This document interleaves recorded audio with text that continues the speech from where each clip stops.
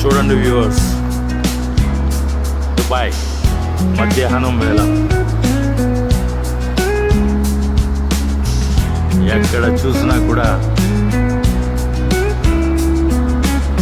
పెద్ద పెద్ద బిల్డింగులు. ఇది ముఖ్యంగా వచ్చేసి బిజినెస్ బి అంటారు, కమర్షియల్ ఏరియా.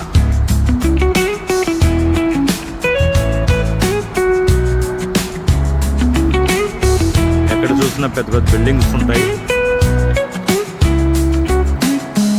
ఈ ఏరియా తెలియని వారు ఎవరు ఉండరు.